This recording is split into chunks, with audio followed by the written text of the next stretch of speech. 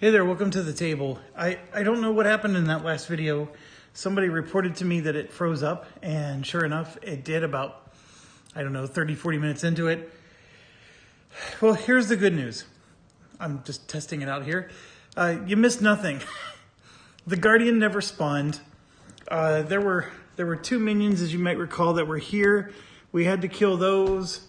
There is one Orc Archer right here that's in raid mode, so it's trying to escape, and that's where we ended.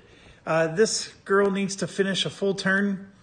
The rogue needs to finish a full turn at the fountain in order for us to properly finish the quest that we already took credit for. And that's it, we're moving on. So there's no torch anymore, and I'm gonna pause the video real quick and get on another light here. Okay, back on, making sure it's still working. All right, so let's dish out our 1, 2, 3, 4, 5s. We are still mining at sea, but we have to take care of this archer. So I'm gonna put one on, who's best at taking out the archer?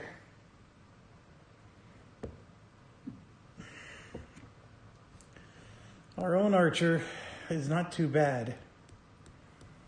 He's definitely going to be good at bow. The knight, however, is good at sword.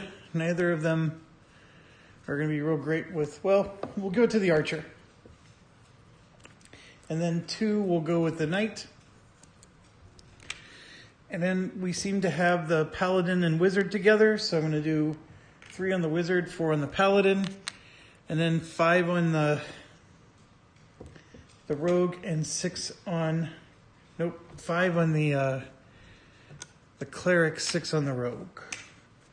The rogue basically has to sit still for a turn, so, okay, we did that. Let's get our counter going. We have an interlude, so that part's good. And then let's see if we can finally get our first Guardian out.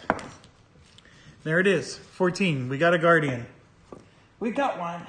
All right, level 2 Guardian. I do like the big card. It is Horus again. So let's see if we can find Horus.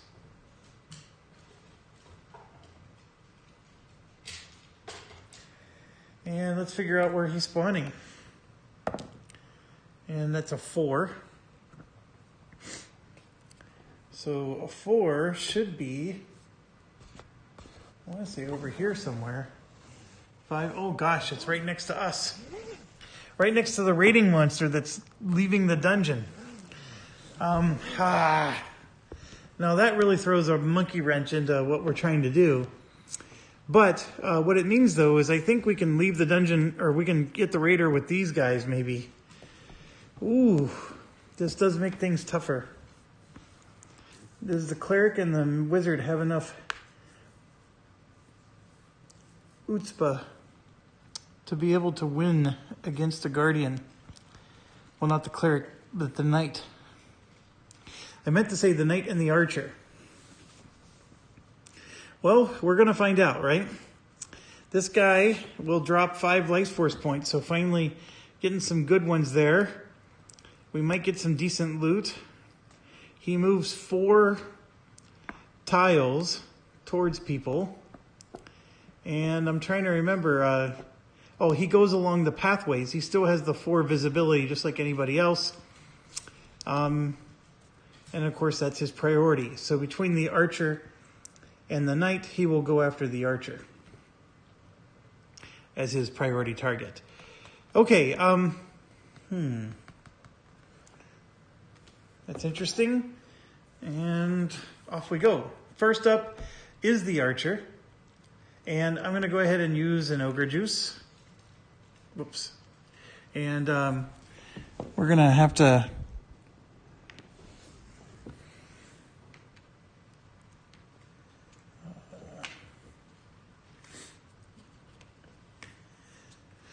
All right, so we're going to fill her up to 12. And then I'm going to spend 1 to call the knight, and we're going to make a party. And we're going to go kill this guardian, right? That's what we're here for. Whee! All right, so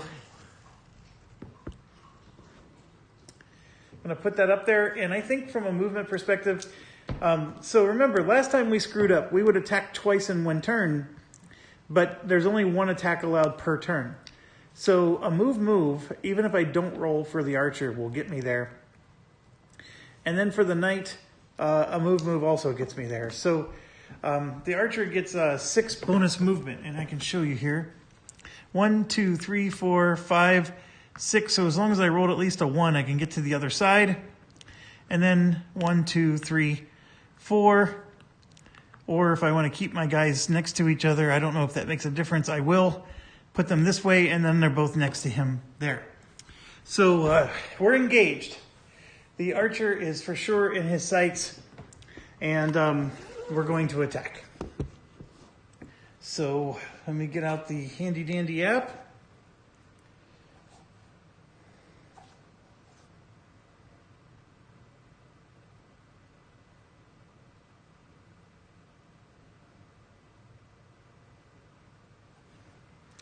Okay, that is out. Let's put this down, get the camera so you can see, get our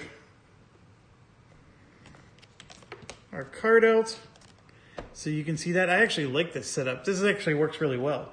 Got a mage, chaos, sword.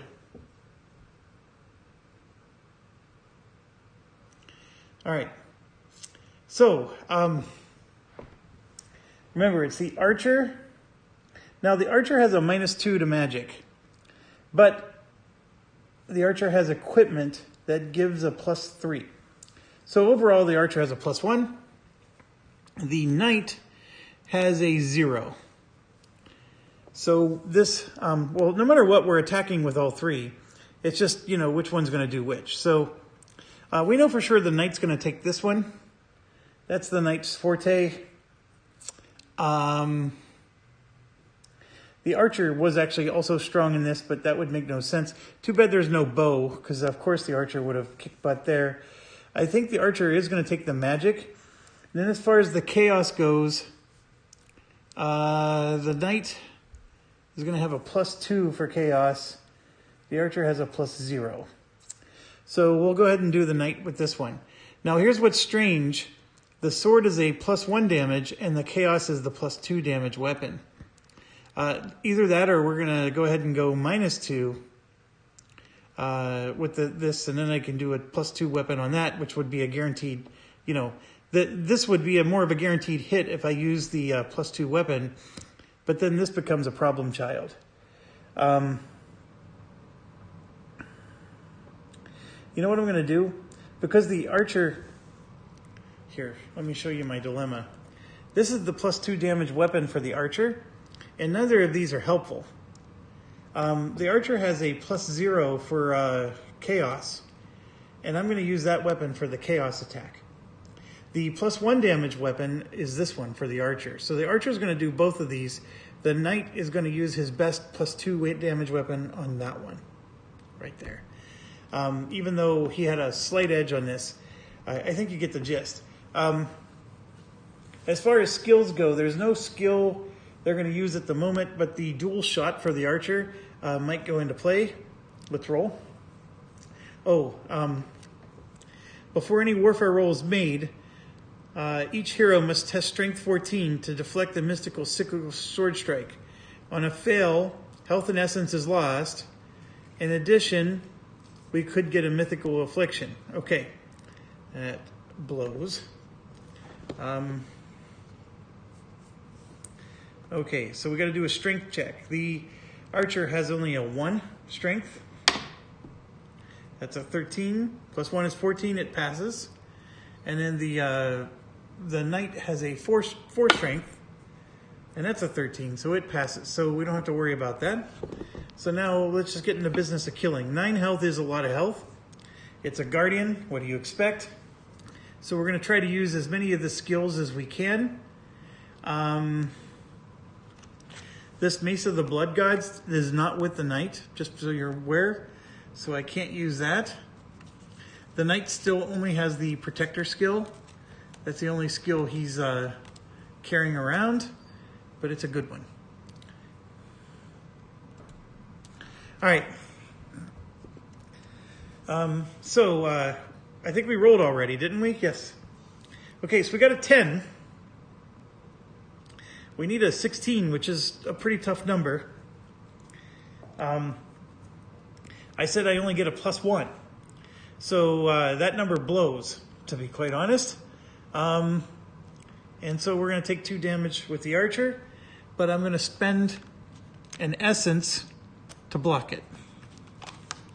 This is where the knight becomes quite powerful. So the knight's down to 8 essence. All right, next we have the this. I rolled a 5, which is horrible. So the archer is not going to be able to use his dual shot at all. Hers. So we rolled a 5. We're taking damage again, 2 damage. I'm going to spend an essence again. So we're down to 7. And then we're going to do the sword. And of course I roll a 15 on that one, and we actually get like plus 8. We definitely hit with the sword. We do 3 damage. So this guy's down to 6 health. So I'm going to go ahead and get the 3 damage out. So here's what stinks, is the battle has to end now. Now I can do a long shot for 2 essence for the archer, and I will. And that's just a potential to do an extra bit of damage.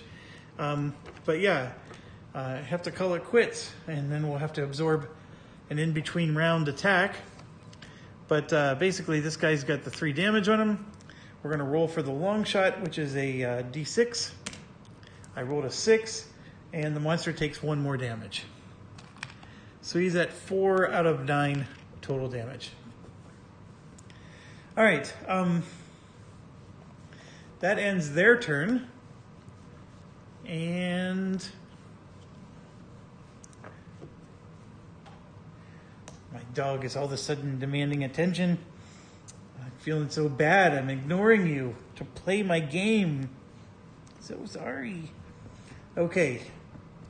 Next up is the wizard, and we're gonna have to do some serious moving here.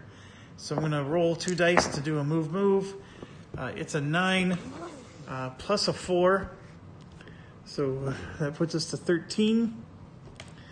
1, 2, 3, 4, 5, 6, 7, 8, 9, 10, 11, 12, 13. And then we're moving to the paladin. Got to do the same thing. I rolled an 8, and it's going to be +4. 1, 2, 3, 4, 6, 7, 8, 9, 10, 11, 12. So we're at least in his path. Yeah, the paladin's at least going to be in his path. And those 2 are done. Next we go to the cleric, who is just going to move and be next to the rogue. And then the rogue has to end her turn. So we officially completed the quest. Now I'm going to roll for the dog. The dog needs to run down to the rogue. I rolled a 3, so that's 13. 1, 2, 3, 4, 5, 6, 7, 8, 11, 12, 13. And I roll again. This is a 6. 1, 2, 3, 4, 5, 6. 1, 2, 3, 4, 5, 6, 7, 8, 9, 10. Gonna back the camera up. And I was able to get next to the rogue and even start working my way back out. So what am I bringing to the rogue? I brought this chaos weapon. So I'm going to give that to the rogue.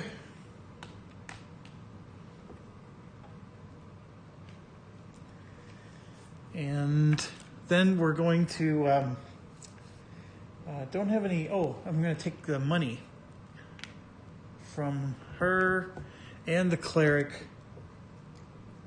so we can go buy some more potions or stuff. We got 500 bucks there. So dog's going to head back up. And Yeah, we're good to go there. Now, it is minion time. We already have 5 minions out, so no worries there. So it's just a matter of this, and this. Okay, the red wraith is 4 movement on green, and the red wraith is all the way up here. 1, 2, 3, 4. He got close, but no cigar. Next is the red spider. 6 plus 4 is 10 on green. 1, 2, and then he's turning around. 3, 4, 5, 6, 7, 8, 9, 10. Then the orc archer. Blue. 5, 6, 7, 8. He's here. 1, 2. He's going to turn around. 3, 4, 6, 7, 8. And then the wraith. Green. 5. 1, 2, 3, 4, and then turn around. 5. So sorry if I'm not even sure holding this camera is helping. And then lastly, this is the one that's the raider. Low number would be best. A 1 is excellent. It's going to move 4 spaces. 1, 2, 3, 4. Doesn't even get to the paladin to fight him. So that means the mage and the paladin can take him down, or one of them can get over and even join the party to help against that guardian. And then last but not least is the guardian, who is a problem child. And we're going to go ahead and randomize these again, because he's going to use the same abilities. And this time, I have to spend 1 essence to be able to counterattack. So I will. And I'm counterattacking with my 2 damage weapon. And we're going to do the sword. And we're going to have to defend the other ones. So off we go. Okay, that's a 13. I got to grab the card here. It's a 13 magic. But unfortunately, we need a massive number here, 16. I get to add +1, that's it. So that's not going to cut the mustard. I'm going to spend another essence on my knight. We're down to 6 health, or 6 essence. And this knight is super powerful. I heavily recommend you put him in any party. That is, especially when you're going up against big guys like this. That's such an amazing skill. Okay, next one. We chose to attack. A 13 is a good roll. We only needed a 12. That's amazing. We actually had a +3. So we actually did 2 damage to this guy. So he's up to 6 total damage. Can't complain about that. And then the last one here is a 6. That's a poor roll. She gets a +0. So the knight has to protect again, down to a 5. Okay, here's the deal. Dual shot. At the end of a combat round, if you dealt archer, if the archer dealt damage from a success, oh, it's only from a ranged warfare. Well, that's no good. Yeah, that's all I get to do. Guys, it's 6 out of 9 damage. So we're good there. And that brings us to the hero round.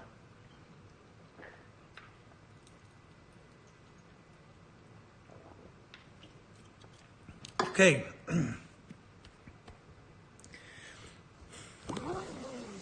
The biggest dilemma is what to do there. The archer has a bow, chaos, and looks like a scepter attack. Yes. The mage is good at only one of those. The thing is, the paladin's only good at one of those two. The bow and the chaos is not very good. Who would be most beneficial against the guardian? Actually, the paladin in his consecrate ground, where he reduces the warfare value by 3, would be quite amazing against that that guardian. Also, the wizard, though, would add an amazing magic attack.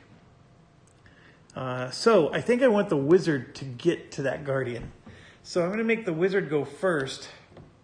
Then we're going to let the paladin take on the orc archer. So we'll make him a 2. And then 3. Well, if I make the wizard go first. No. The paladin will go first. The second will be the wizard. And then the wizard can pull in the archer and the knight. And then the rogue and the cleric can go last, 5 and 6. We have a dog that can help go get some potions. But let's grab the encounter.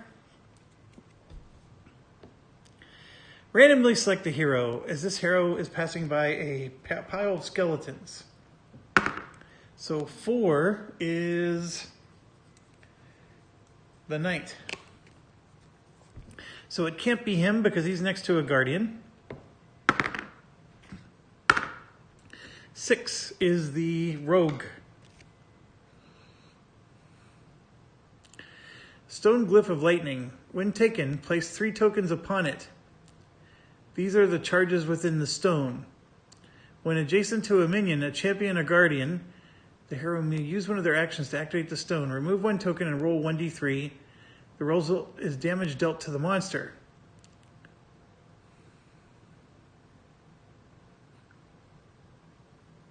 It's an action. Once all charges have been exhausted, remove this from play. Okay, well, I guess we didn't even have to do anything. We just get it. And so I'm going to grab 3 tokens.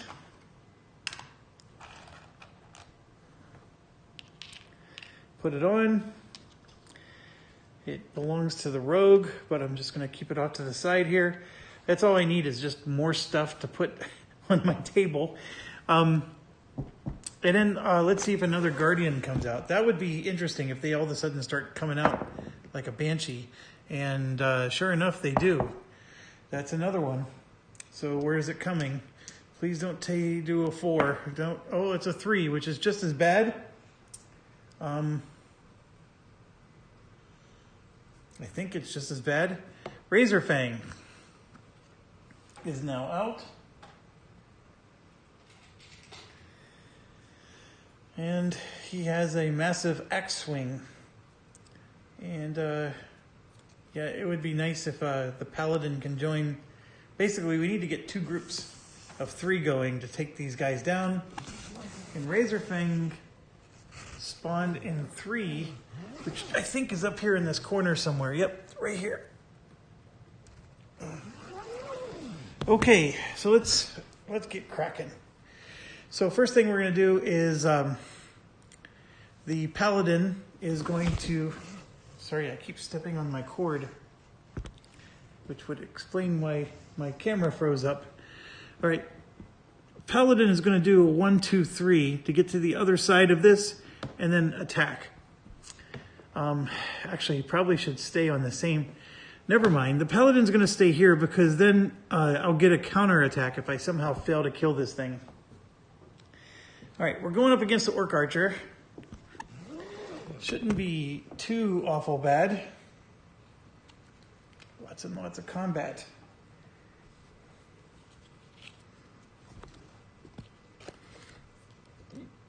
Okay, bow.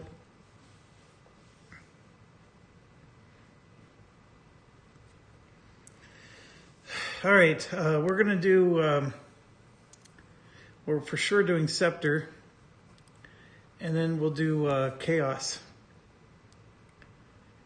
Well, are we? Chaos is only +1. Yeah, the bow is +0. So All right. So I rolled a piddly 5, but he gets to add 6. I know he's amazing good, the paladin, when it gets to these skills. So 5 plus 6 is 11, which is more than enough to damage this thing. And it's 2 damage, so the archer is dead. Didn't even have to do anything else. All right, a 20 and 19 for the rolls. And yeah, there was no special abilities on this one. So I'm going to keep this close by, but a 10 is not enough. All right, so Archer is dead.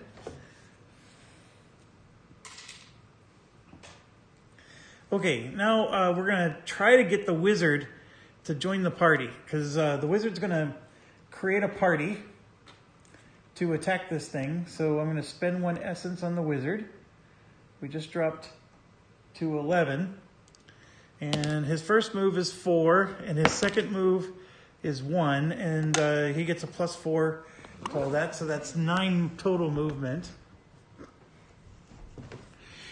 1, 2, 3, 4, 5, 6, 7, 8, 9. It's almost like I scripted it. He's right next to the Guardian. So now we're going to take the Guardian on with 3 heroes. And the Wizard has a +3 damage weapon. So this Guardian is not going to be alive after this this engagement. I mean, we have to roll really horrible right now. There's no way this guy is surviving this.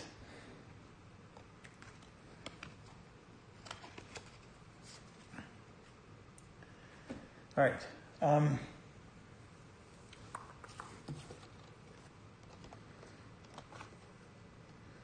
Okay, so we said magic, chaos, and sword. Magic, of course, will be handled by the wizard. The sword, of course, will be handled by the knight. The chaos is not necessarily the hunter's forte, and that's probably the biggest weakness in this. But hopefully with the sword, we do 3 damage there. That's enough to kill it if we hit with the sword. And we did. I mean, that's a 9. And he gets a +8. Yeah, we obliterated it. And then this 9 here, that was also a +2, 3. Yeah, it was a lot. Now, one thing I forgot to do. And oh boy, right here. I forgot to do this. It adds +3 to all warfare values. So all these numbers are up. Well, here's the good news. I definitely hit with this one, even with the +3. So no worries there. I would have missed with the chaos. So I'm going to assume that he still needs to get 3 more hits. I'll give him 12 hit points. How's that? Because I'm willing to bet that one of my previous hits didn't count. Although things like long shot do. So, you know, it ignores stuff like this. I'm going to go ahead and spend another essence on the knight. Drop him to 4 to protect against the damage done by the chaos. And then this roll of 9, I need a 16, which isn't... So he gets to add 5, which is 14. And then the weapon adds 4 more, which is 19. And then it says deal 1 extra damage if it's an undead. Okay? And then I have 2 more from a ring, or actually a hood. So that puts it to 21. And I know we get to add 3 to this because of the... So that's a 19. So we still beat it, and we did 4 damage to this guy, because that weapon does 3. So I hope you'll agree with me that he's finally good and dead, because we technically did 13 damage with me forgetting about that event in a previous round. So I basically negated 4 of the damage, and I overkilled it by 4 this round. Okay, yes, it is possible I could have taken more damage. I'm not going to go retcon that. It's just part of the mistakes. All right, I get 5 life force, which is a huge amount. And then this part we're not going to get wrong. Oh, we got to do this. This dang strength test. I have to do it several times. So first I got to do it for the archer when the archer was defending himself. The archer succeeded. Now I got to do this battle. I'm going to do the archer. Archer failed. And so what happens is we get a 1d3 damage. So the archer is going to lose 2 hit points and 2 essence. This strength check is probably the worst thing. I need to get those square gems and just give everybody those bonuses to all their attributes. Holy buckets. All right, now we go to the, this is going to be the knight. 7 plus 4 is 11. That's not enough. So the knight's going to take 3 and lose 3 essence, which is like the equivalent of not being able to block damage 3 times. He's down to 1 essence. And then we got the wizard. The wizard rolled an 11 and gets a +0. So he's going to lose some health and essence. Oh, no. The wizard gets a +4 to strength. So the wizard passed that sucker. So, okay. I finally dealt with all the things that I always forget to do. Now let's roll for loot. First one was a crap roll. And the second roll is even just as crappy. We got absolutely nothing for loot. But we killed 1 guardian. And that part's good. And that goes on the board. Scratch 1 flat top. Okay. So now we have the dog, which I will do now. That's a 19 and then a 16. So let's do the 19. 1, 2, 3, 4, 5, 6, 7, 8, 9, 10, 11, 12, 16, 17, 18, 19. Not quite. And then it needed just 2 more movement to get out into the town. So with the 500, I'm going to get 2 healing potions and 2 ogre juice.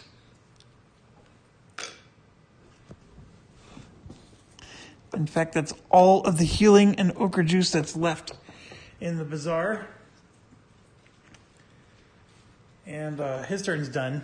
Now for the cleric, we're going to move towards these level 3 rooms. And then basically, actually we're going to move to try to take on to the level 3 rooms. And then of course, maybe take on a guardian. So that's a 5 plus 4 is 9. And then for the rogue, that's a 9 plus 8, 17.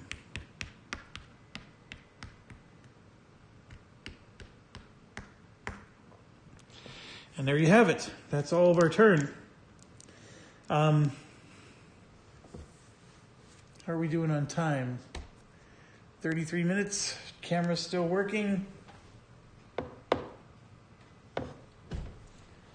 This guardian is kaput. And let's do another turn.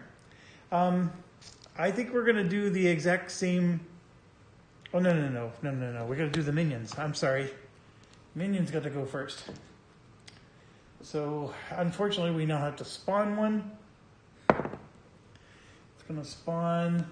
Oh my gosh, it's spawning on 4, which is right next to all of our heroes. And the one that's spawning is a goblin footman. We haven't seen one of those in a while. Green.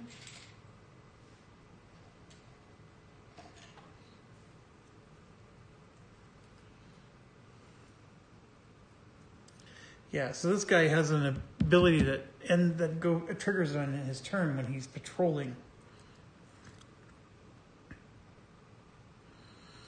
No line of sight is needed. Okay, so he's spawning right where the guardian was. So we're going to have him right next to all of our heroes. And,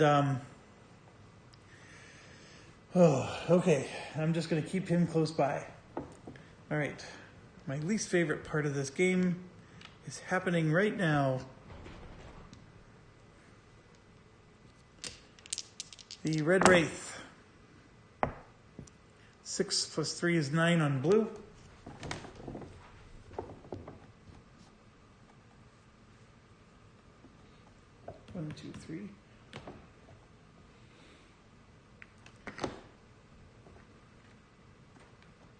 He's way off in a quadrant that doesn't matter. Okay, the spider turning into a raider. And he's moving 9 spaces. 1,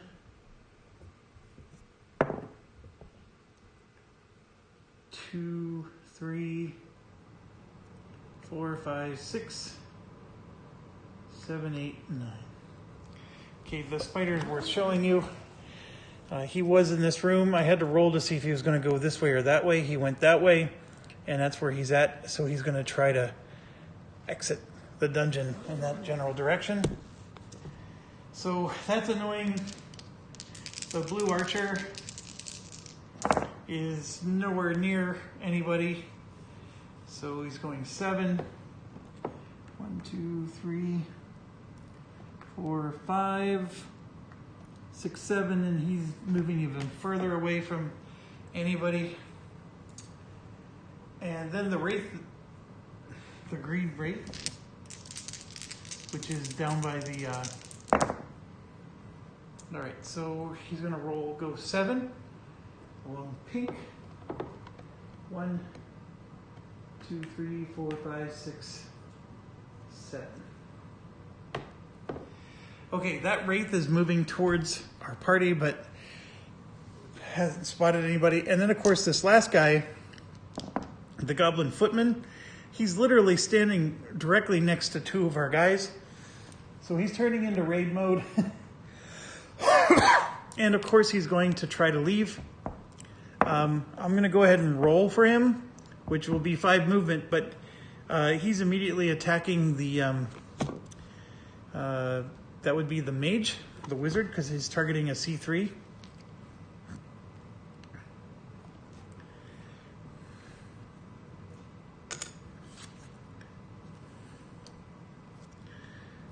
Bow, sword, chaos. Okay, the mage, the bow is a 2 damage weapon. So we're definitely going to attack with that. Then his 3 damage weapon will attack. Oh gosh, the sword's a -3, the chaos is a -2. So those both stink. The mage is not very good against this guy. We'll go ahead and do the chaos, and we're going to block on the sword. Oh gosh, I rolled a 17, and I should have paid attention. The sword was actually better than the chaos, but that's okay. I think we're fine. So we blocked, which was good. We only got a 5 for the bow, but get this. His natural ability is +1. A ring is +3, so that's 4. The weapon is 1, which is 5, and then the socketed gem is 4 more. So he gets a +9. So that's a 14. So we hit with the bow, and it was a +2 damage weapon, so we killed it. And you can see here on the chaos, we were going to blow it out of the water as well, even if the chaos had a -2, which it did. So we do win against this. We would have only been able to use 1 phase because we're defending. So I have to spend an essence to use a counterattack. That's no problem. And we for sure would have defended with that one because that was our better skill. So it didn't matter which one we would have picked. We hit with both anyways, but just trying to make sure the rules are right. And yes, we win. Of course, we get no life force.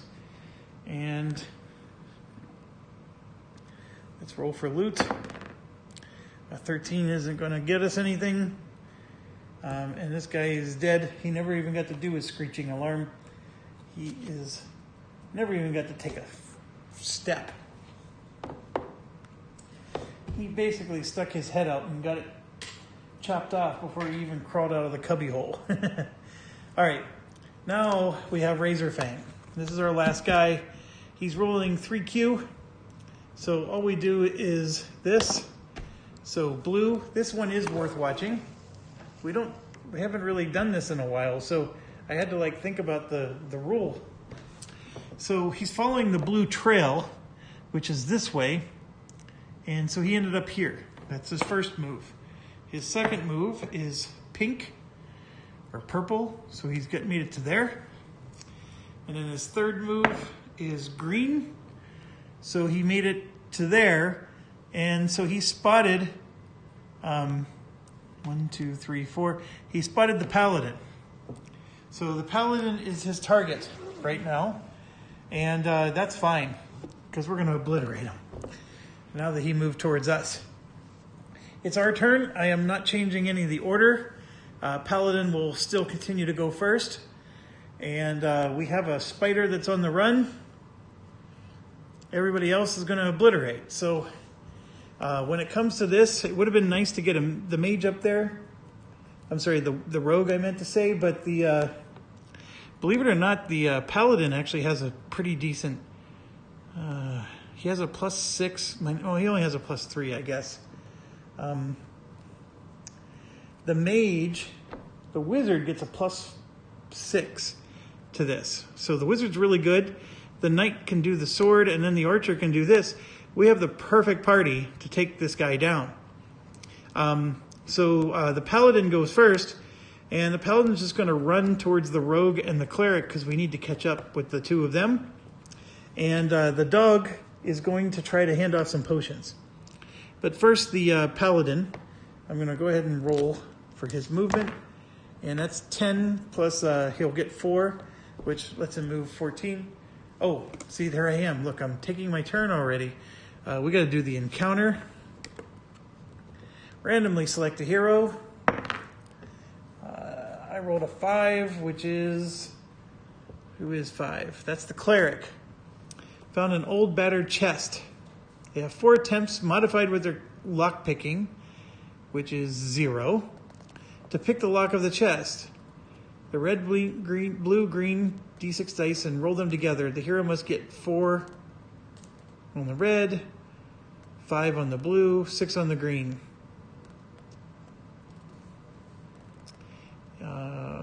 If successful, a trap is triggered and take damage. Okay, so here's red, green, and blue. So basically, I need a 4, 5, and 6. I get 4 tries. My lockpicking skill is crap, so I only get 4 tries. And off we go. So the red is a success, so I'm setting that aside. That's 1 try. Here's try number 2. Success. And then I have 2 tries to get a 6 with this. Try 1. Oh, it was so close. And 2. Nope, I failed. So a trap is rolled, so now I got to do a 1d8.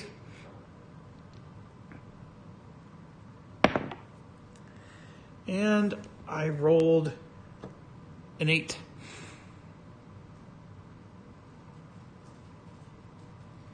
For damage taken. Oh my gosh, that's going to kill her. My healing spell. I have just enough to cast a healing spell. So I'm going to take 4 damage. 1, 2, 3. Look at this.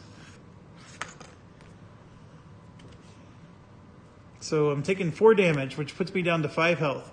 I still need to take 4 more damage, but I'm going to spend 3 essence to get 4 health, which is basically going to just leave me at 5 health, because I'm going to get 4 and then I'm going to lose 4. Remember, you can cast spells at any time. So thank goodness she could cast a spell. I was going to say she gets extra luck picking because of this, but she doesn't. That doesn't help luck picking. Helps everything else. So, not quite. All right. Well, it had the potential to be a good one. Let's say we had our rogue. Our rogue would have added a +5. There it is. 1 more roll and we would have gotten it. And look at that. A 1d20 and a 1d10 times 100. Holy cow. That would have been 15 plus 8. That's 23. That's 2,300 gold. Oh, man. The randomly select a hero thing just blows. Okay, now let's roll for the Guardian. No Guardian comes this time. And we're going to obliterate this guy. So I thought I had already rolled for the Paladin, but I can't remember what I rolled. So let's do it again. 10 plus 4 is 14. And my dog is on my cord. Okay, it's okay. No. Okay, just move your paw. Oh, I may have to quit. 1, 2, 3, 4, 5, 6, 7, 8, 9, 10, 11, 12, 13, 14. Okay, done. Paladin is done. Next is the Mage, who's going to spend an Essence. And that drops us to 9. And we're going to go Archer and Knight. And we're basically going to form Voltron. So we got our 3 pieces. So we have our, actually it's a party of 6. We're going to form Voltron. Yeah, everybody's going to just... And Voltron is being made. We're going to take this guy on. I know I got to get the movement in, so this would be the Wizard, more than enough. The Knight, more than enough. And the Archer, more than enough. So, just so you understand why I was saying more than enough, the Wizard only needed 1, 2, 3 to get there. So we're going to get there with all these guys. The Knight is going to be next to each guy in order for him to use his ability to protect them. He has to be adjacent to them. So that's how we're going to roll. So Voltron. It's getting formed. I guess Power Rangers is the new Voltron, but screw Power Rangers.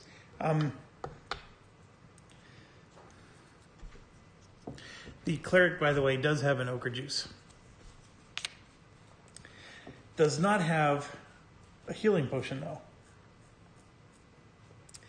Okay.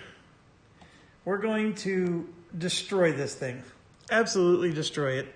He has 9 health. And he has this thing called Massive Axe Swing. Before combat, the target hero must test Evade 15 to avoid being hit by the axe. On a fail, one of these things happens. So, the target hero is interesting because the target hero is this. And the target hero is actually not in the combat. So, does that mean he doesn't do it? The target hero is the Paladin. So I'm going to change it to the Wizard because of the 3, the Wizard would be the target. That's what the C3 is standing for. So we're going to roll for the Wizard. And the roll is a 19. So we did well. The Wizard had an evade of 3 plus 4, so 7. So the Wizard did fine. Otherwise, he would have had to take damage, and yeah, then we wouldn't have obliterated him. Okay, so sword, bow, and dagger.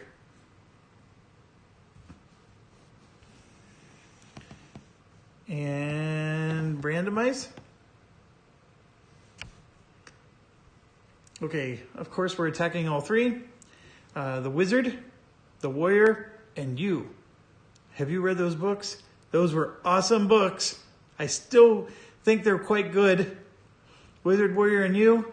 Oh, those were my staple when I was a kid. All right.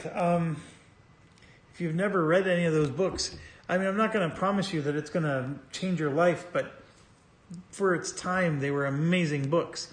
At the beginning of the book, you would choose to be a wizard or a warrior. That's the whole point. Wizard, Warrior, and you. And if you chose to be a warrior, in the back of the book, like almost like where the index would be, was a list of all the weapons you can choose. So you had to equip your warrior. So you could be a 2-handed sword, you could have a sword and a shield, you could take a mace or a flail, and it was a choose your own adventure book.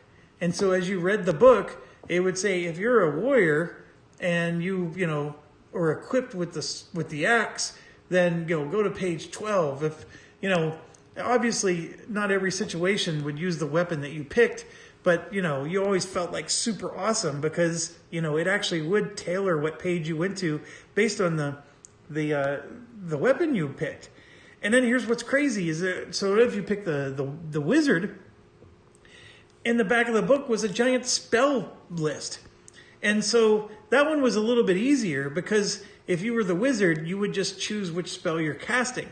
So obviously you'd be up against, you know, skeletons or whatever, and they'd let you choose, you know, a fireball or magic missile or, I don't know, like sleep. And, you know, only a moron would try to cast sleep on the undead, right? And, but that was what was so awesome, is it had like all that in the book. So it was choose your own adventure. You had a spell book, or you had your weapon and shield, and you just went and just romped. One of them was a werewolf. Oh, I didn't really care for that one, actually. That was probably my least favorite, but that's the one I remember the most. There was, there's your classic Slay the Dragon one. Oh, man, they were so good. There was another one where you used to, you had to write GW Basic code. Like you were a computer hacker. And like, it would have like, you know, 10, you know, print line this, go sub this, you know, whatever. And so it would show you actual GW Basic or TI 499 4A, like basic code. Like actual computer software programming code, and then you had to like figure out like what the value of X was, and you would go to that page number, and if you got it right, you would you know, you'd crack it and, you know, win the game or win the story. And I know that one was very nerdy, but that was also an awesome series.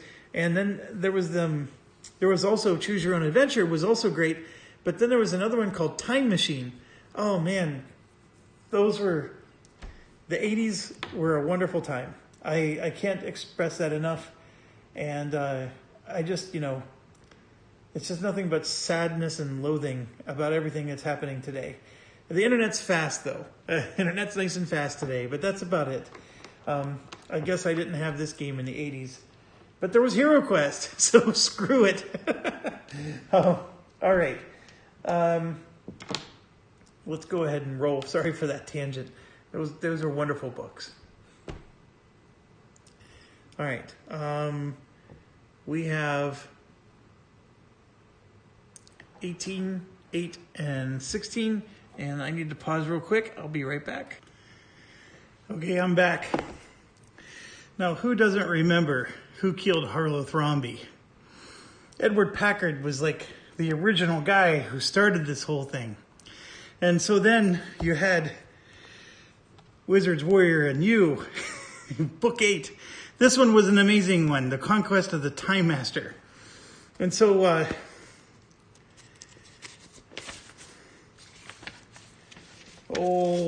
you would start off, you know, standard story.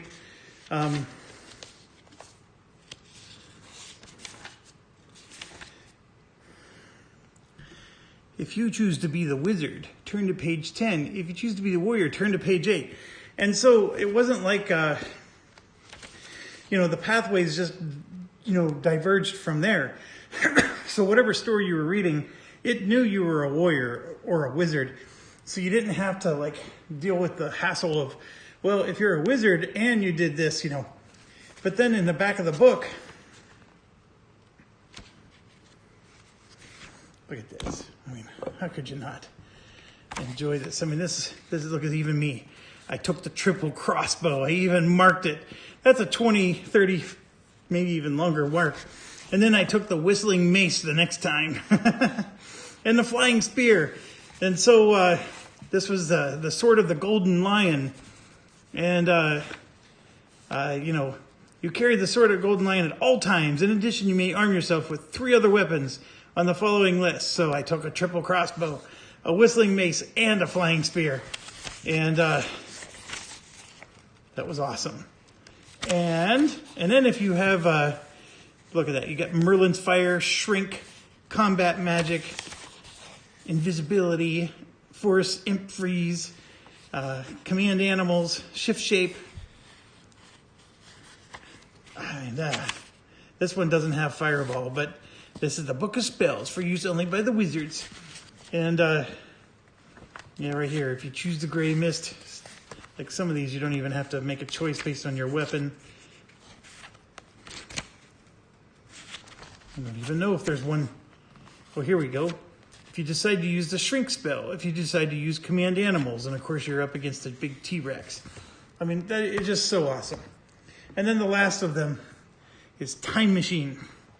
So you go back in time and you usually go into some kind of historical period and you're literally, and you bounce around in a time machine and stuff like that. Cannot stress enough how awesome and how much these books consumed my life when I was younger. All right, and then here I am today doing Choose Your Own Adventure Roger Deering style.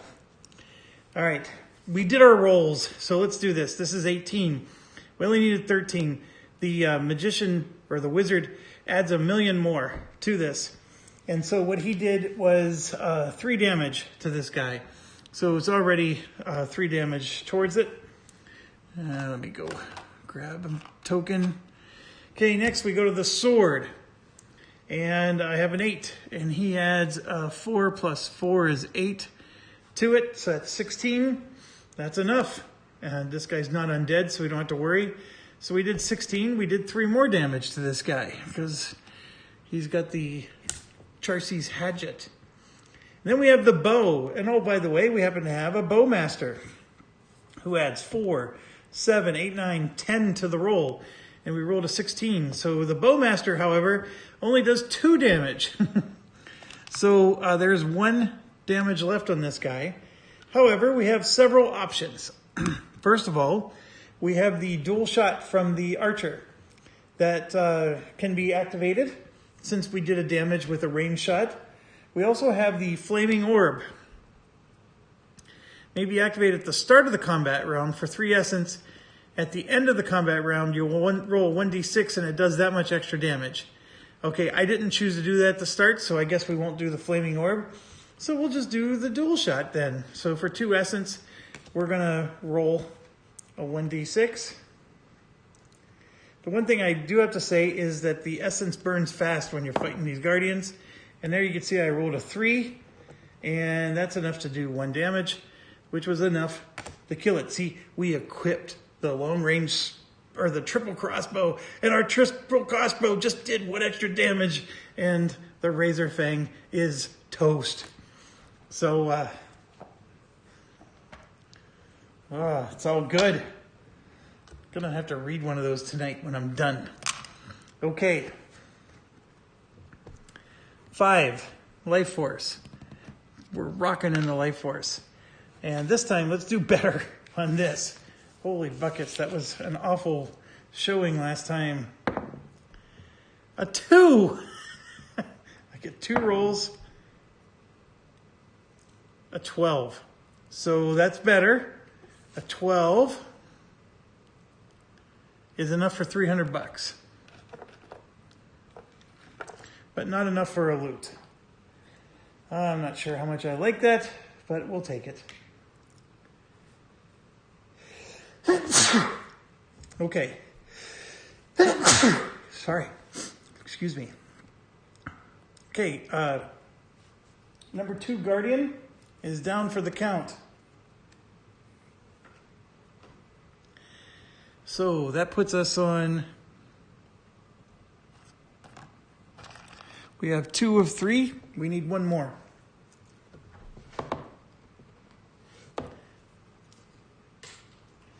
All right, we have our rogue and our cleric that need to move.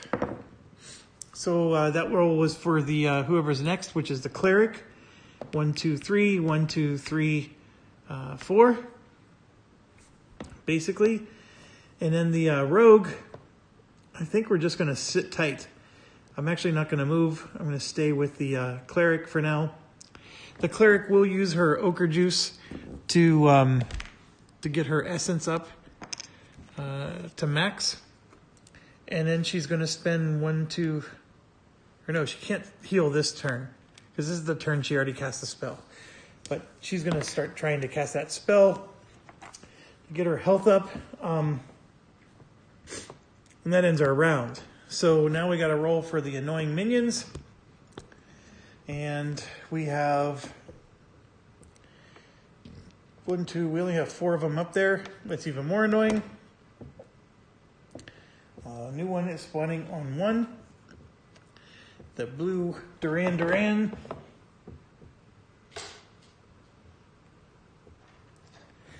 And 1 is located where? Over here. Not too far from the heroes.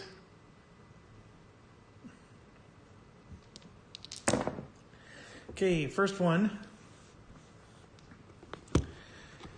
is a 4 orange. This guy is nowhere near the heroes, so I'm just going to move it. 1, 2, 3, 4, 5, 6, 7. He's way up in the northwest corner. I'm also going to roll for the blue archer, same area. 5 pink. 1, 2, 3, 4, 5. And then we have the, so the guy that's on the run, this is the raider. 2 plus 4 is 6. 1, 2, 3, 4, 5, 6. He's running along just fine. And then we have, this one actually we need to be a little worried about, the green wraith. Is a 1, that's a 4, blue. Blue, 1, 2, 3, 4. Actually, we don't need to worry about blue just yet.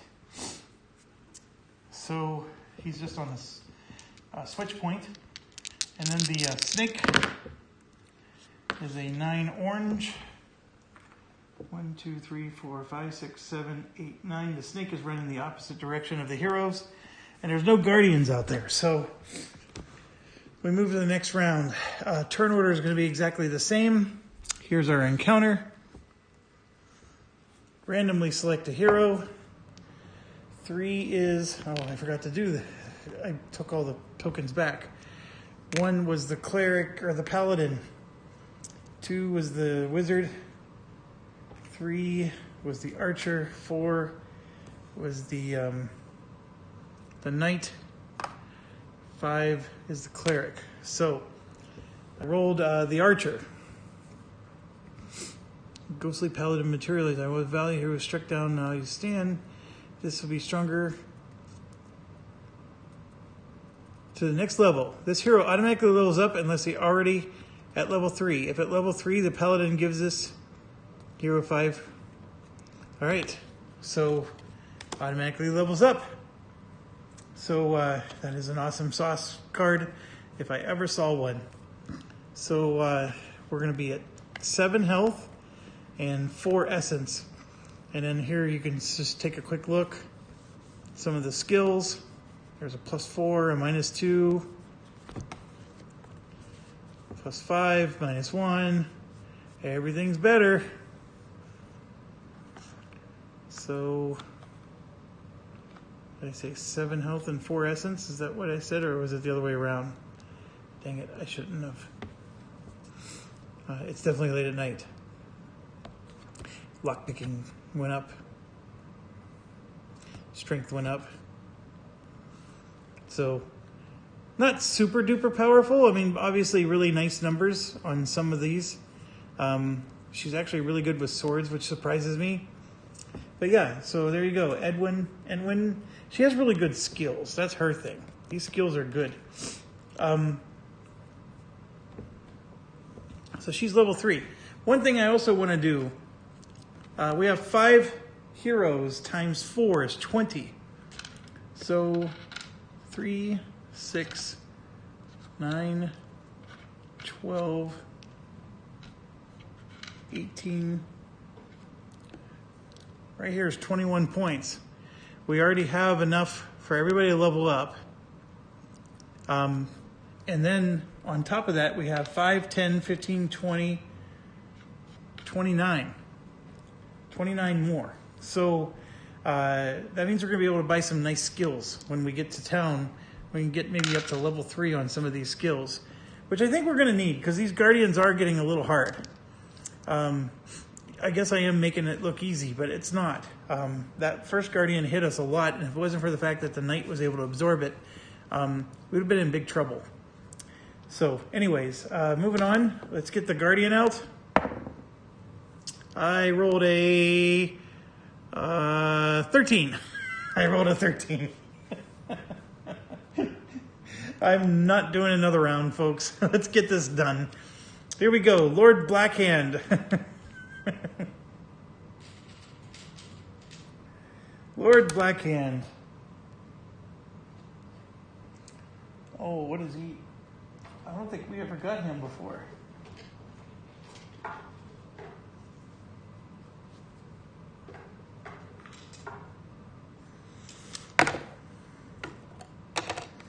Well, there's a big ogre too. He's nasty looking. All right. Here's Lord Blackhand. He has a sword, a scepter, and a chaos. So that would mean the rogue, because the rogue's good at chaos. The sword and the scepter would be the cleric and the paladin. Oh gosh, that's the other party that I was forming. Talk about awesome combination, huh? I'm looking for the D8.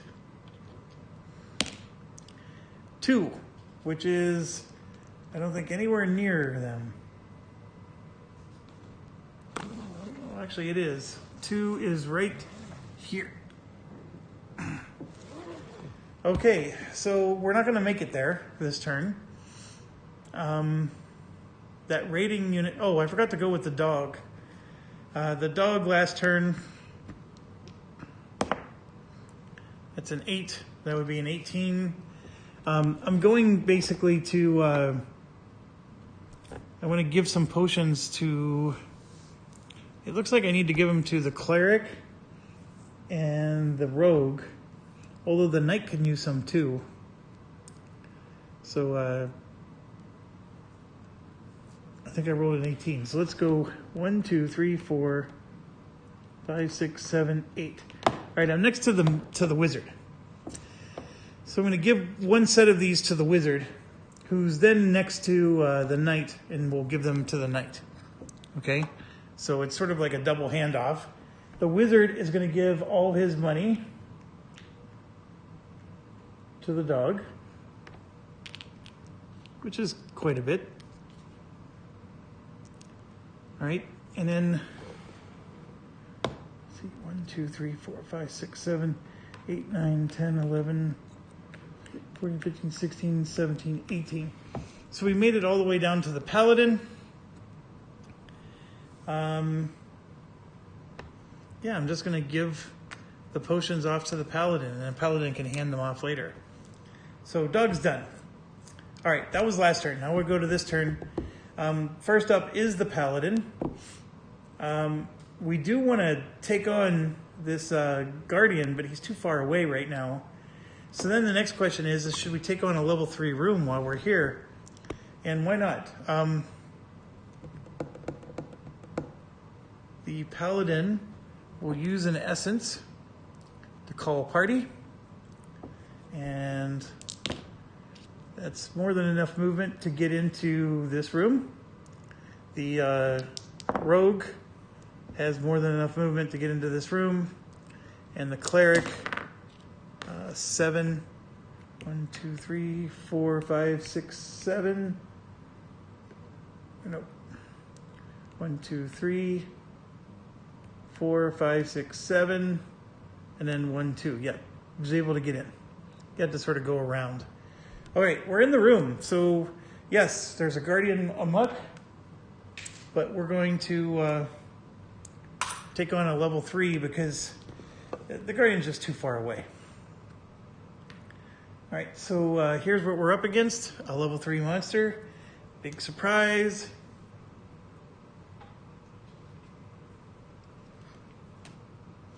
Oh, this is going to be a doozy.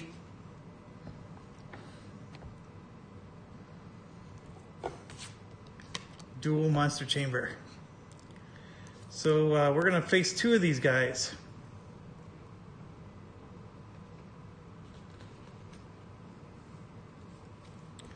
All right, so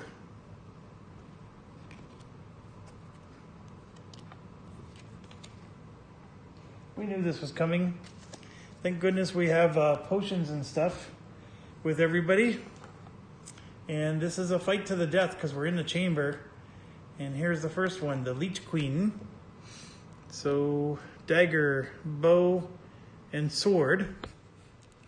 And it says, Majestical Hoarder. Before combat, each hero must test willpower 15, not to be feared. All right, so willpower. So we're going to start with the Paladin. I rolled a 10, but he has a 5 on his willpower, so that's enough. Then we have the Cleric. I rolled a 12. She has a 5 to her willpower, plus she has that little medallion thing. And this one's the weakest one, the Rogue, and only rolled a 4. So the Rogue failed. Roll 1d8 and exit this chamber and move the results shown. You may not re-enter this chamber nor any other. Oh, so the Rogue is out. And it's out for the battle. Damn you, Leech Queen. Be the second guy. I mean, we at least needed the Rogue to help us. That was, oh, that's brutal. Look at the dagger. The Rogue was ready. Ah, all right, well, the Mage will attack with the dagger. The Paladin will do the sword. There is no Mage. The Paladin will attack with the dagger and the sword. And the, we got to sort this out.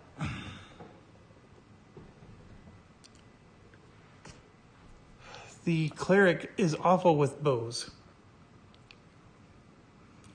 So the Paladin has to do the bow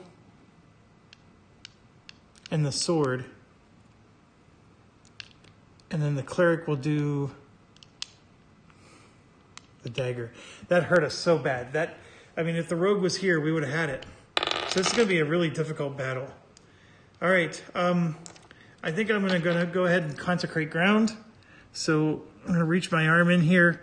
We're going to spend 1, 2, 3, 4 points. And basically, all these numbers are reduced by 3.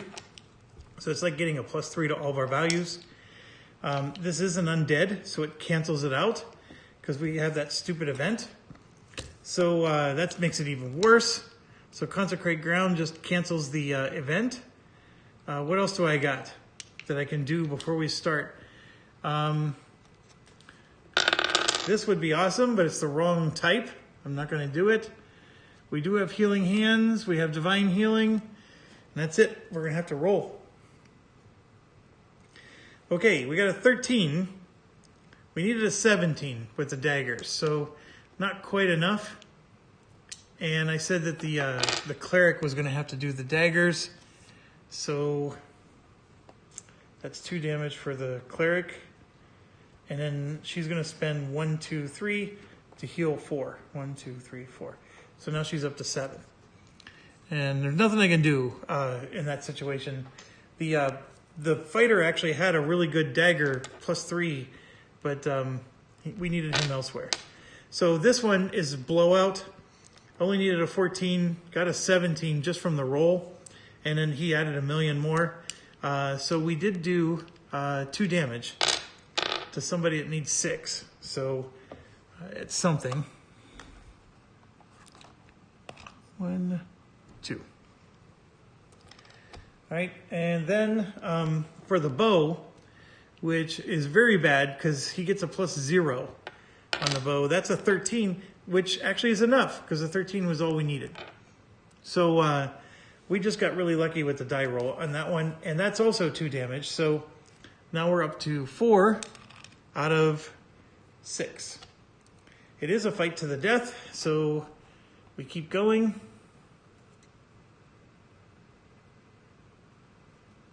And of course it's attack, attack, attack. The consecrate ground still goes into effect. So we rolled horrible with the bow. And yes, we're going to start taking some damage now. And the Paladin is going to take 2. So he's down to 6. Then with the dagger, we got a 13. which we need a 17. So still not enough. So cleric is dropping down 2 to 5. And then with the sword, we rolled an 8. I don't know if we could possibly even lose with the sword. We're getting 4 plus 3 is 7, plus 2 is 9. So 8 plus 9 is 17. We definitely did 2 damage to this guy, and now he's dead. So the Leech Queen is taken out. We get 2 life force for that. And unfortunately, the rogue would have helped us immensely on this. So let's roll for our loot. Oops. I rolled a 14. So that is 200 gold, but not much else.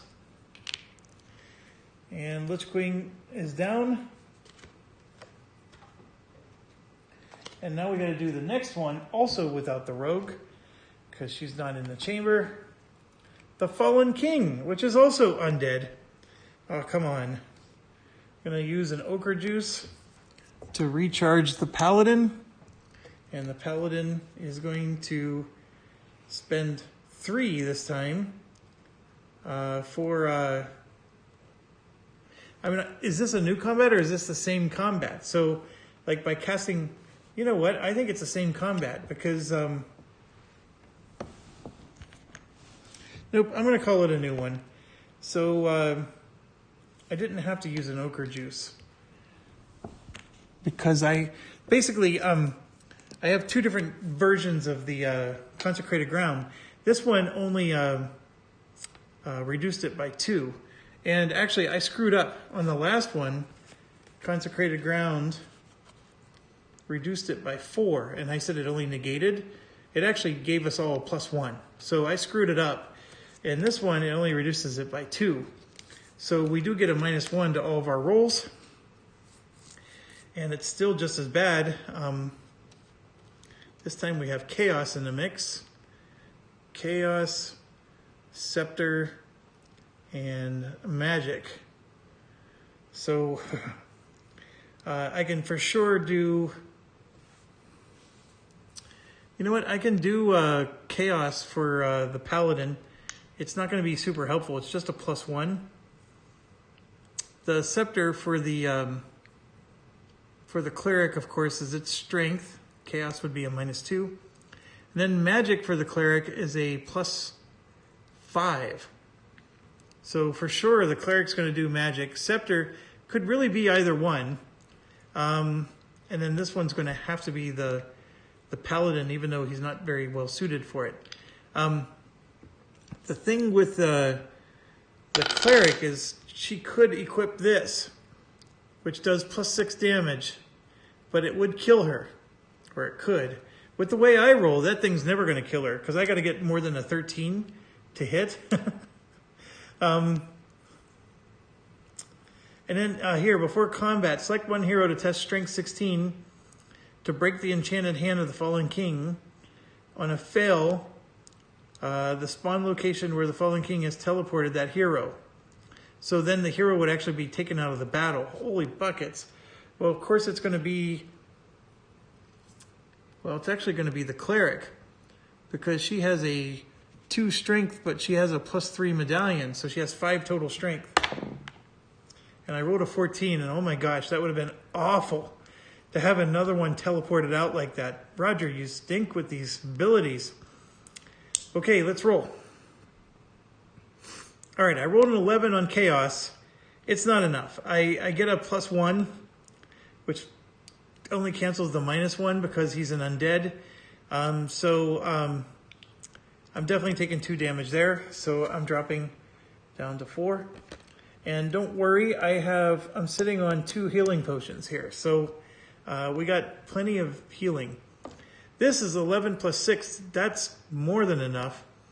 Not even adding the cleric's abilities and whatnot. Unfortunately, though, the cleric is equipped with an only 1 damage weapon. So we only did 1 damage to this guy. I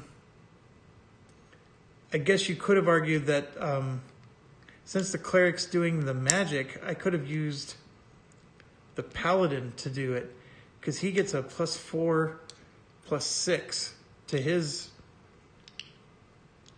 And then the cleric only gets +5, +7. So he's only getting 1 less. Yeah, we'll do the paladin, because then that's 2 damage. I know you're supposed to decide this before you start, but I didn't think it through. Okay, 2 damage. And then this one is definitely the cleric. We rolled a 13. We need a 17. This is going to be a tougher one. We actually needed 18 because of the modifiers. I get a +2 natural and 3 for the weapon. So a +5. 13 + 5 is exactly 18. So we did 2 damage with the cleric. All right, so he's up to 4. He only needs 1 more damage. And we'll randomize him again. And of course we're attacking with all 3. So there's a 7, and we said we added 6. That makes it 13. That's not enough. Yeah, it's not enough. So the paladin is going to take 2 damage. Ooh, that hurts. Okay, this is a 4, awful roll. Definitely not enough to get to an 18. So now the cleric is going to take 2 damage. We only needed to damage this thing once. Neither of them have an ability that actually does damage. They do, but they didn't buy them yet. This is an 11 for the chaos. I only get to add +1, a net of +1. So I fail there. So now I have to use a healing potion to avoid dying. So I will use it. And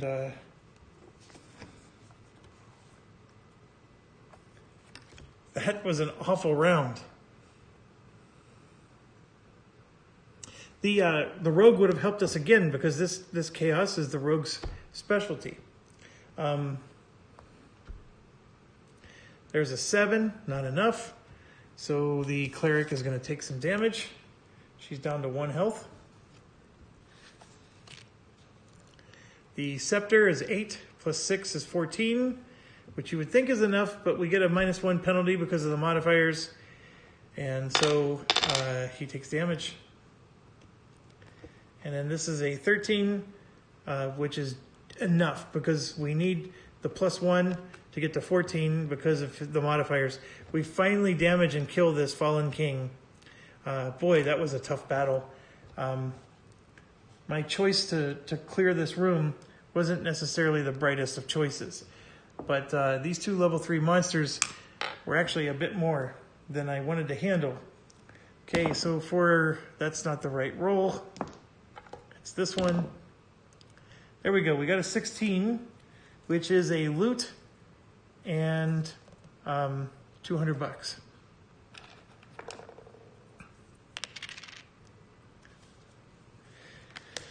And the oot is an Eye of Life. So it restores 3 health, but to recharge it, you must pay 2 life force during upkeep. So if you use it 1 time, it'll restore 3 health. The good news is I'm going to give it to the cleric who is very low on health right now. If anything, we can at least get through a pinch with her. And then don't forget the 2 life force.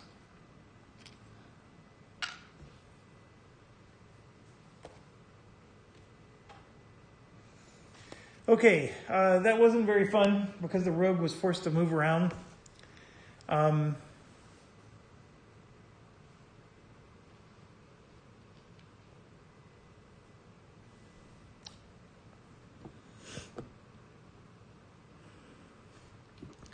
Okay, it's time to move the minions, but I just want to move the Guardian right now, if that's okay with you. The minions will do if we have to, but I just want to do the Guardian real quick. So the Guardian's going to be blue. So it moves to here, and it's going to move only 2 times. And then orange takes it to here.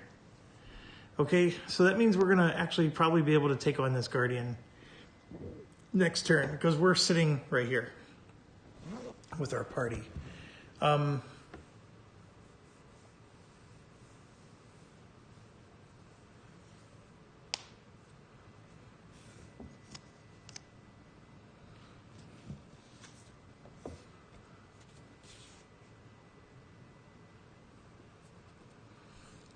Okay, so let's do the minions. I really think that all of this is for nothing, but I'm gonna roll. There's two that are up in this corner here that we're never gonna see the light of day. I'm just gonna roll to see if they turn into raid mode. How's that? So here's the first one. There's the second one. No raid mode. Okay. This snake over here is moving away from us. So let's see what he does. No raid. He's moving 6 points. 1, 2, 3, 4, 5. And then the next one is pink. Where's the pink foot? Oh, right here. 6. So he's moving away from us. The Wraith is actually near the one party. It turns into raid mode. So raid mode for the Wraith. So he's moving 6 plus 3 is 9. We're going to see which, he's going to go out the entrance that has the 4. So 1, 2, 3, 4, 5, 6. And then he's going to attack, I think, the C2, which is the archer. So no, I'm sorry, I'm looking at the wrong card. His priority is C1. So he's going to attack the warrior. Oh yeah, more combat. Okay, the warrior is going, he's down to 1 essence, but he has an ochre juice. He'll spend the 1 essence to counterattack. He's also going to spend the ochre juice to go back up to full essence. Okay, this Wraith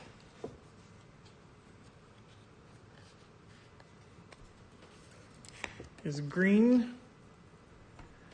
The Shadow Dweller. There's a Shadow Dweller that's in raid mode. What did I do with that? Oh, that's the spider. I'm so sorry. I'm getting tired, folks. Okay. This is the guy that's raiding. We're going to do, we can only choose 1 to counterattack. It is the knight who's doing the counterattack. So, of course, this guy prefers the knight because these 3 suck for the knight. The scepter, he gets a +2. The magic, he gets a 0. And then the dagger is a -2. So we're going to go scepter. And, of course, defend on these. He has a +3 damage weapon. So 14 is enough, even with his -2. This is an 8, 9, 10, 11. Ooh, that's not enough. Right? Yeah, that's all he gets. So that's not enough. So he's going to take 1 damage. I think I forgot to move those guys up in that other party, but that's okay. He's going to take 1 damage. And then this part here, the magic, yeah, he rolled enough to defend. So he didn't actually kill this thing. And then it's going to get to keep moving. So I think we had a 1, 2, 3, 4, 5, 6, 7, 8, 9. So it's right there next to us. All right, I'm just going to keep this. And then at the end of its turn, it takes an additional turn if it's a 16 to 20. Oh, that would be brutal. I rolled a 4. Okay. I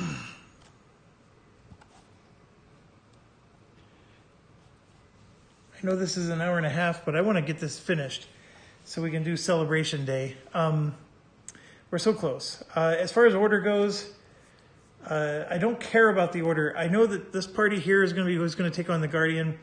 So I'm looking at who can spend the essence. And I'm going to say that the Seric, the Paladin, basically, is going to spend the essence of the 3. The Rogue hardly has any left. And then we need the essence to heal. So I'm going to spend 1 essence for the Paladin. So the paladin's going first. Okay. And then as far as that group up there goes, we're just going to kill the raider. And then maybe we can kill the spider over here. Oh, I forgot to roll for the spider. 5 plus 4 is 9. 1, 2, 3, 4, 5, 6, 7, 8, 9. So the spider's heading over to them. They got 2 raiders to basically take out.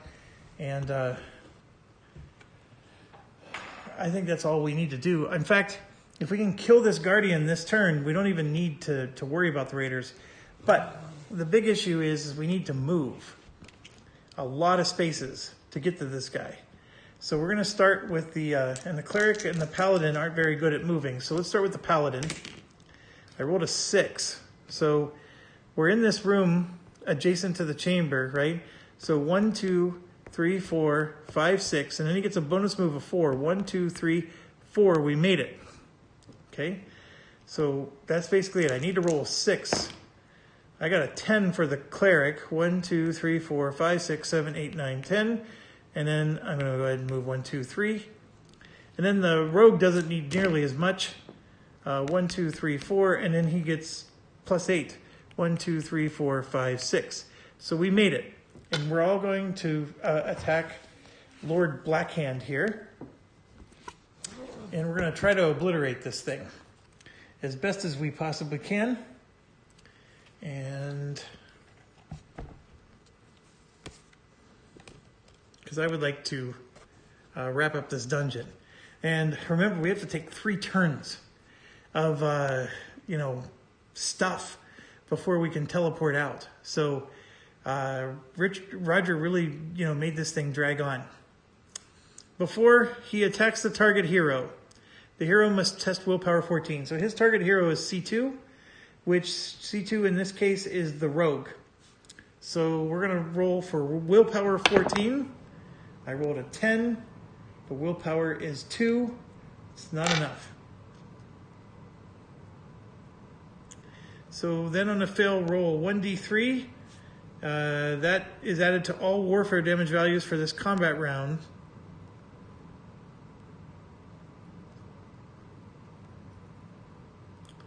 If the result is 2, spiritual and chaos damage would be 4. Oh, it's the amount of damage he does. Okay.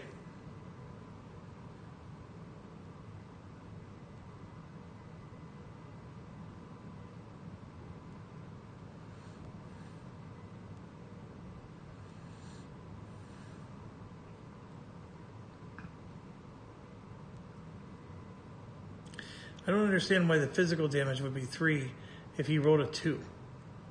He must have made a mistake. Alright, so he's going to do an extra 2 damage if he hits because of this stupid thing. But it's only for the target hero. So the target hero is going to be in here. Alright, so we got sword, mace, and chaos. Alright, this is going to be the rogue, this is the paladin, and this is the cleric. Now, if we wanted to get really crazy, we could do this, which does an extra plus 6 damage. I don't know if I necessarily want to. That death roll sounds so scary.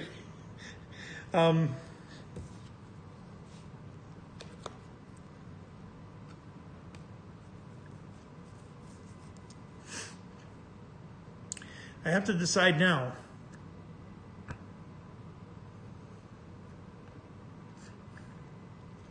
I mean, 6 damage would obliterate this thing. Let's think about this for a second. The paladin is going to do 2 damage if he hits. The rogue will do 2 damage if he hits. The cleric, if I want to do the scepter, is only going to do 1 damage. The cleric is still really weak in the weapons. You know what? Screw it. There it is. The cleric is going to get a plus 8. Let's wreck this puppy. All right. We rolled a 12. The rogue gets a plus 3, plus 4, plus 7 for the rogue. So 12 plus 7 is 19. This is not undead. we obliterated this thing. So the rogue did 2 damage to him. Okay, so 2 down. This is a 13. We added a 7, so that's 20. That's more than the 14 we needed. So we did 2 more damage. So this thing is down to 5 health. This 6 damage here is more than enough to kill it. And we rolled a 14 and we added it plus 1,000,000. So we killed it. And then I have to spend 1 life force to use the weapon, so I will do that. We actually have quite a bit extra. So we killed him in 1 round. Now, I want a low number here. Lower than 13. A 2! As always, the dice came through for me.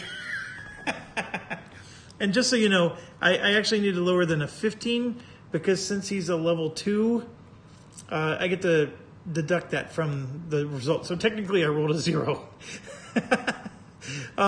So yes, I live to see another day after using that weapon. All right, and we just crushed this thing, which is what I wanted to do. All right, let's roll our loot roll, and I will still roll 2s. Well, there we go. I got a 15, which is not enough for this, but it's enough for 300. I'll take the 300. We don't have that much gold here, folks. And then we're going to roll again. And, of course, as in true Jeff fashion, I get a 3. So not much of anything. So, Lord Blackhand, you didn't last very long. The girls are snickering.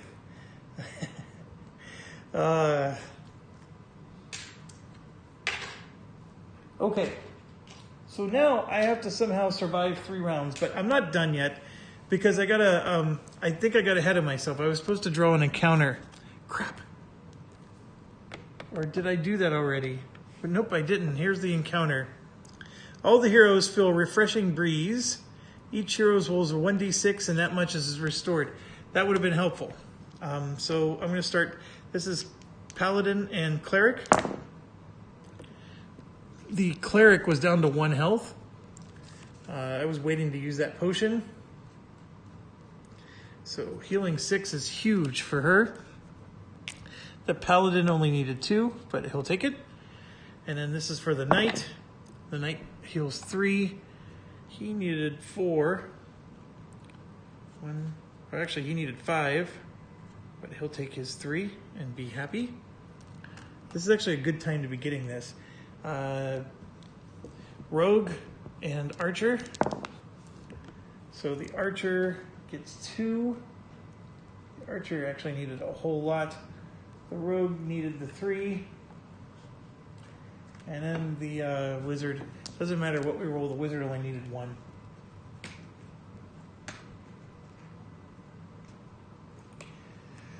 Okay, so next up is I got to kill this thing. And then I also have a spider to kill too, because they're both raiding. And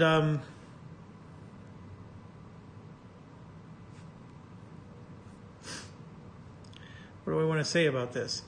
I need the Wizard and the Warrior. Well, no, the Knight's not very good with that. The Wizard is. And the Archer, actually the Archer's +5. So we'll do the Wizard and the Archer. The Archer will take the, no, the Wizard's going to spend the essence to make a party. And Scepter, Magic, Dagger.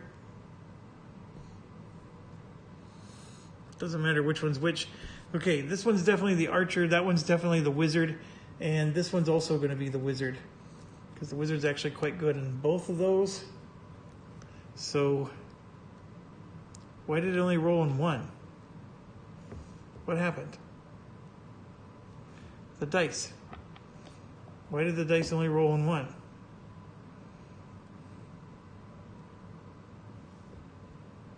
That was a weird bug. Okay, 13. He gets to add +5, or she. So 17. That's more than enough to kill it first hit. See, I spend more time setting up this battle than I do resolving it. All right, and then there's our roll. I needed a 19. So Wraith is done. Its only special ability was it got to do something at the end of the turn that could possibly give it a second turn. Which, that's nasty, by the way. Yeah, I'm definitely getting tired. I'm dropping stuff.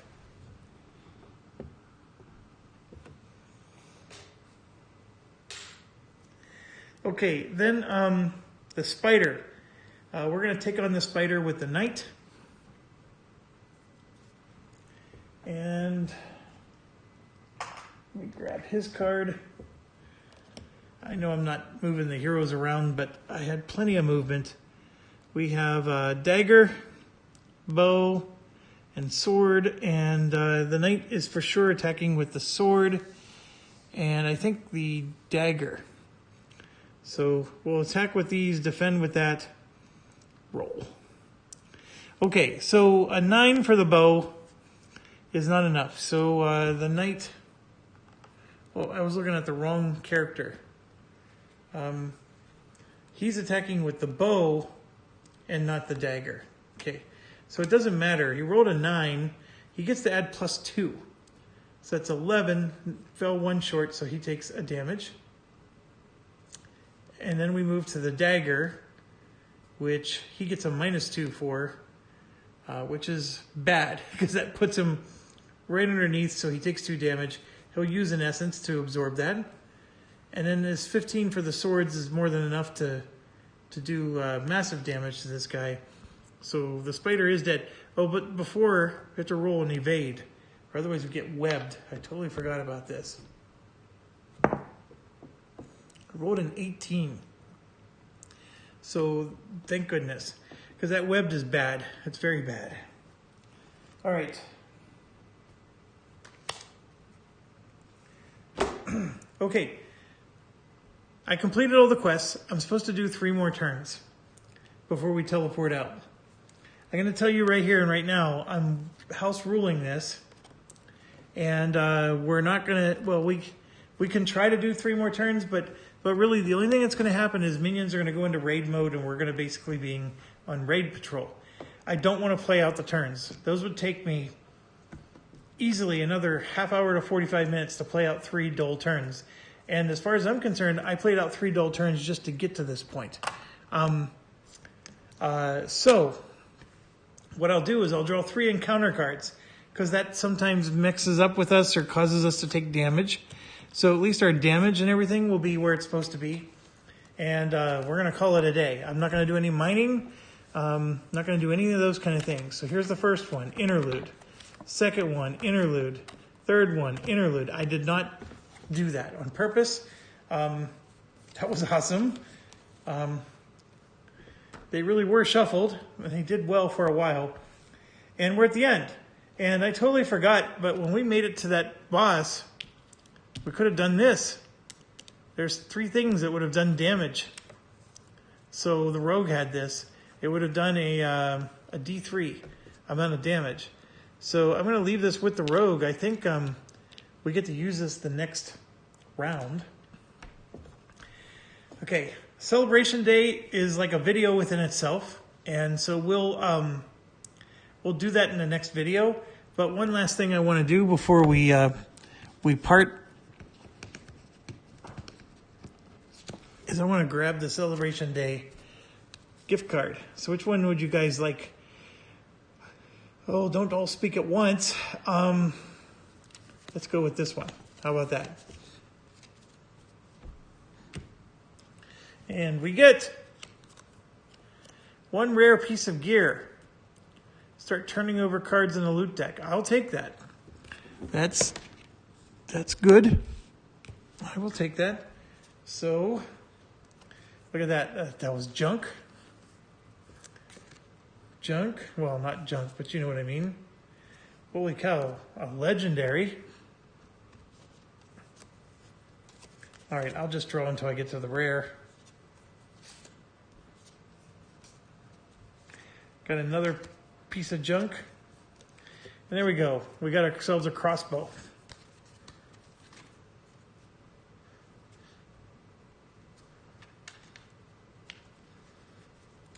So we'll probably find use for that because it has a gem socket. And yeah, I mean, gosh darn it, I have to get out the rule book again just to figure out all the different steps. But I know one of those steps is we're going to prime the blacksmith with all the new items. There's mine is exhausted card. We're supposed to remove it, but the way I play these games is I never bother removing it. I just know that in the final round, if we ever draw the card, we're just going to keep drawing. So I'll leave it in there, so that way we don't mess with the way that it's shuffled. The other thing is like we said, I needed 20 points. 5, 10, 15, 20. So here's 20 points right there. That's leveling up everybody to level 3. So let's do that right now. Okay, so 10. I got to do this now because my memory is so bad because I'm tired. And then this is on 7. So we'll do this to get to 7. And there's the final cleric. Super high on the scepters. Decent on the magic. Not much else. In fact, really bad with the bows still. So we need to maybe... I actually gave her a magic weapon, which is better than her cleric weapon at the moment. As far as our potions go, anything that you had, you get to keep, for the next round. So I'm just giving all that stuff to the dog to hold. Okay, here's the cleric. We're on 12 and 13. So, yeah, the sword and the scepter, I mean, his scepter actually ended up becoming better than his sword. So that's all good. Still a -2 here, which stinks. And a -3 there. So he didn't really go up. His bow didn't go up either. The paladin is actually not... I mean, I guess his strength is that he's got 2 really good weapon things. But other than that, I don't know what Roger was thinking. His willpower is good. Not a super exciting character. The archer is already level 3. The rogue is going to be interesting. This one is at a 2. And an 11. Chaos is super high. And daggers. So chaos and daggers, awful, and then mediocre. The lockpicking did not go up. I'm not sure if anything went up for her.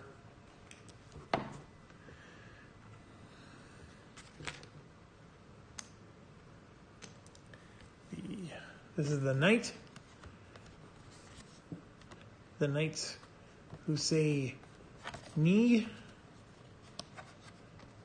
10. Okay, so his strength went up. That I definitely see.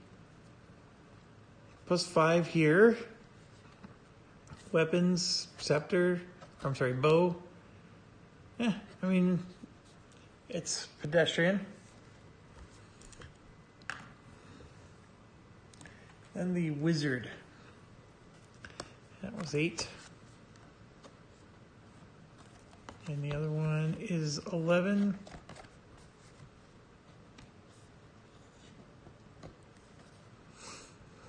Magic through the roof. The dagger and bow are both very good. I mean, he's almost better with weapons than the weapon people are. I mean, that's a little ridiculous. I mean, you look at the archer. There was like 3 of them that were pedestrian. Here you got 1, 2 that are negative. I guess, and that's a +1. I guess he still has his bad points, but I don't know. He's like almost as badass as a fighter. And in the magic area, I think he should be. It's just everywhere else I'm not so convinced.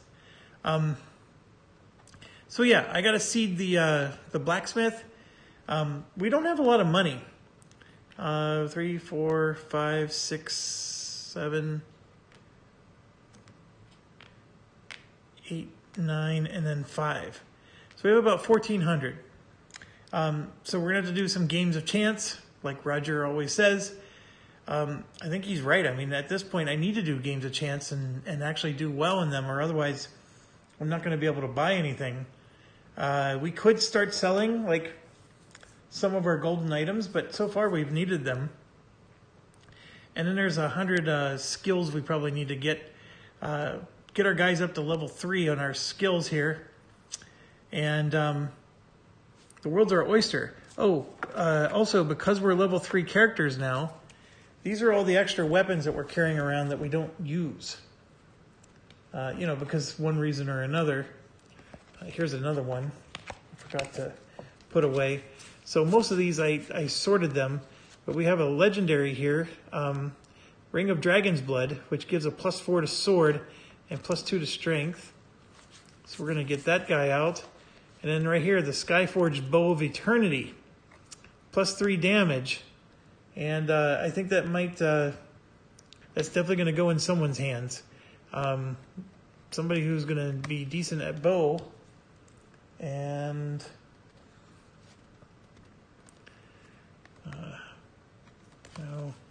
here's another tier 3 that gives a sword and dagger boost. And that's it. So we have 3 awesome items already that become unlocked.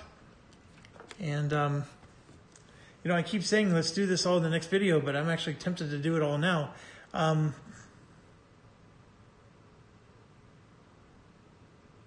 going to stop. We'll do the rest in the next video. And even if I do that now, I'll just at least do another video.